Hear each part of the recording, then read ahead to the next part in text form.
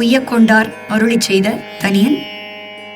அன்னவயல் புதுவை ஆண்டாள் அரங்கற்கு பன்னு திருப்பாவை பல்பதியம் இன்னிசையால் பாடிக் கொடுத்தாள் நற்பாமாலை பூமாலையே சூடிக் கொடுத்தாளை சொல்லு. சூடிக் கொடுத்த சுடர் கொடியே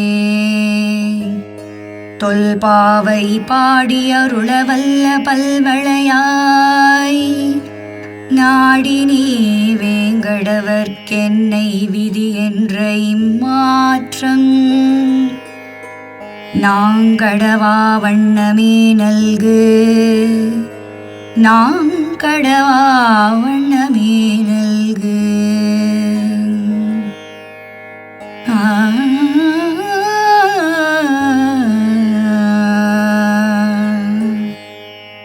மாயாமாளவகோளை ராகத்தில் அமைந்துள்ள இந்த இரண்டாவது தனியனுக்கான பதவுரை.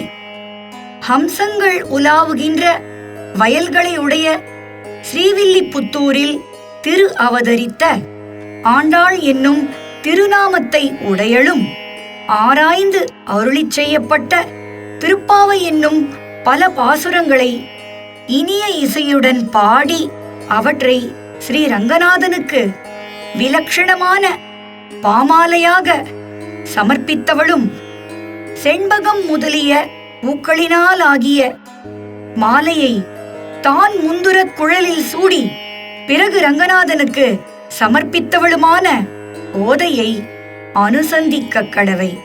பூமாலையை திருக்குழலில் சூடி அதனை எம்பெருமானுக்கு சமர்ப்பித்த தேஜோமயமான ஒளி போன்றவளே, அநாதி ஆச்சார சித்தமான நோன்பை திருப்பாவை முகமாக கூறி அடியார் திறத்து கருணை புரிய வல்லவளும் பல வளைகளை அணிந்துள்ளவளுமான கோதாய், நீ நாடி என்னை திருவேங்கடமுடையானுக்கு வாழ்க்கைப்படுத்த வேணும் என்று கூறிய கூற்றை யாம் மீறாது ஒழியுமாறு அருள் புரிவாயாக. ஆண்டாள் திருவடிகளே சரணம்.